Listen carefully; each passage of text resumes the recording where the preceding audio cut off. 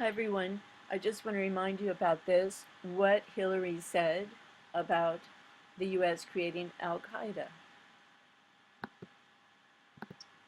We also have a history of kind of moving in and out of Pakistan. I mean, let's remember here, the people we are fighting today, we funded 20 years ago. And we did it because we were locked in this struggle with the Soviet Union.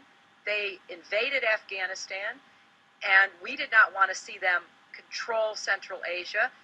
And we went to work. And it was President Reagan in partnership with the Congress, led by Democrats, who said, you know what, sounds like a pretty good idea. Let's deal with the ISI and the Pakistani military, and let's go recruit these mujahideen. And that's great. Let's get some to come from Saudi Arabia and other places, importing their Wahhabi brand of Islam so that we can go beat the Soviet Union. And guess what? They retreated. They lost billions of dollars, and it led to the collapse of the Soviet Union. So there's a very strong argument, which is, wasn't a bad investment to end the Soviet Union, but let's be careful what we sow because we will harvest. So we then left Pakistan. We said, okay, fine, you deal with the stingers that we've left all over your country. You deal with the mines that are along the border. And by the way, we don't want to have anything to do with you. In fact, we're sanctioning you. So we stopped dealing with the Pakistani military and with ISI, and we now are making up for a lot of lost time. Okay, so nothing has changed. Nothing has changed. Really what it boils down to is the people of the light and in the light have to live under the darkness of the prince of this world who is operating through everything, through the air, through food, through water, through the politicians, through the war in the Middle East and all over the place. So there's no escape. You got to get in the ark. And you have to, the ark is Jesus Christ. It's the only safe place because this is all connected together and they don't care. They love death and they want to subdue everything in the most horrific way. I mean, everyone in the most horrific way. And sorry about that. And it'll just keep getting darker and worse. So you have to have an escape plan. That is the ark and the Holy Spirit, which will give you all the courage you need to face all of this, and you'll be able to see through it and be able to die without joining them. Okay, so now I want to show you this. It's a cop slashed dog's throat. Okay, all right, yes, cop slashed dog's throat. So have you ever heard of this? A police officer slashing a dog's throat. And what happened with him is he said, I'm going to gut that thing before they even arrived on the scene. And do you know how many officers went to find a dog who was lost and who had nipped someone in the hand? 10 officers.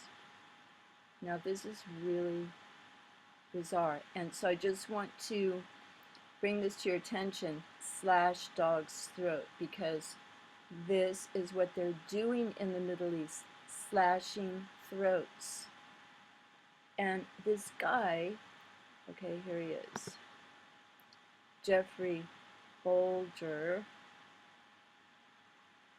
He was a low-level Mason, you know, because he's in the police force. And who knows where he got this idea. He's been on the force for 22 years.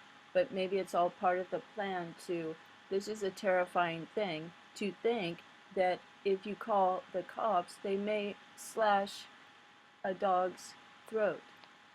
This is not a gun shooting like they've been doing so much lately, you know, shooting a kid's dog in the head at their birthday party and stuff like that. This is with a knife and slashing the throat. Another thing that's interesting about this is that he got, he's charged with a felony, and he had to leave without pay. Now, don't you think that's interesting? Because we hear all of these other reports where police shot someone or they beat a homeless person to death, and they're on leave while they investigate with pay. So they're almost saying that a dog's life is worth more than a human being's life. Or he gets more punishment for slitting a dog's throat than when police officers, you get what I mean. Okay, so I just looked up police or Freemasons because I have read or watched a lot of the videos by the guy who talks about Octagon and the Templars in Switzerland. So I just typed this in. Police are Freemasons, the game is rigged. Okay, this guy talks about his role in recruiting money for police. So this is what he says. We've all seen the stickers on the car windows. If you've ever wondered where the money goes, I have a good idea. Years ago, I worked for an organization that sold the stickers for the Fraternal Order of Police, Police Benevolent Association, and Police Athletic League. Sounds great, doesn't it? I was a caller who was trained to act like a police officer without actually saying that I was. I used a deep, authoritative voice and even used a fake name that sounded all-American and official. That reminds me, I remember being called by the fire department, and they were selling tickets to the fire department ball. Wonder if that was similar. Okay, we were trained to feel out the prospects and hit them up for as much as we could bilk them for, usually $20 to $100 a pop. My percentage was 20% of the take. I was good at it and made about $1,000 per week, not bad for a young guy back then. I found out that the 10 or so callers in the room were tallied together and the room manager made 20% of the total. The room manager had a guy over him that made 20% of all the rooms that he ran, about 10 or so, and a guy over him, and so on. I don't exactly know how many levels there were to the pyramid, but they told me that legally they only had to turn in 6% of the grand totals to legit sources. So if you donated $100, only $6 went to some form of charity. The rest we divvied up accordingly. A pyramid scheme.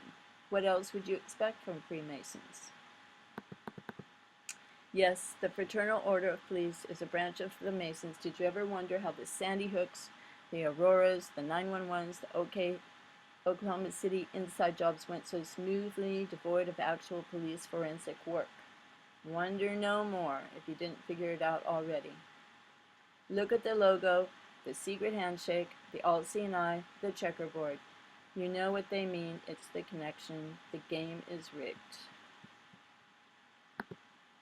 Well, there's the checkerboard. I don't know what this is exactly, or this. But it seems like he was kind of a scapegoat to, I don't know, who knows why they did this. And then another thing is the woman, she was sad, of course, and disappointed, outraged, and all those kind of things. But in one part of the interview with her, she just said, "This isn't okay."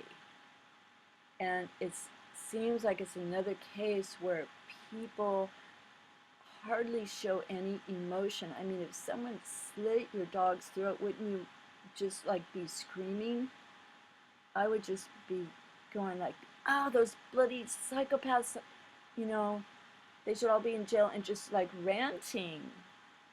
And she just said, "It's not okay." Well, you know how they're threatening to come to New York, and they're really ramping people up with the fear thing, like ISIS is coming to the U.S., I haven't looked at that news too much today, but I'm sure it's ramped up.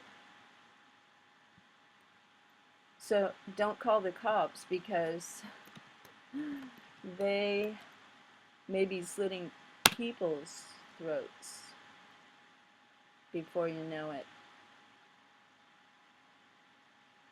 Let's see. Let's see what is ISIS violence. Look at this slow computer. Well, thank you for watching my video, and I don't know, if it's far-fetched to make this connection with the dog getting its throat slit, with the timing with ISIS and their horrible violence, but nothing is by accident in the news. Okay, thanks for watching.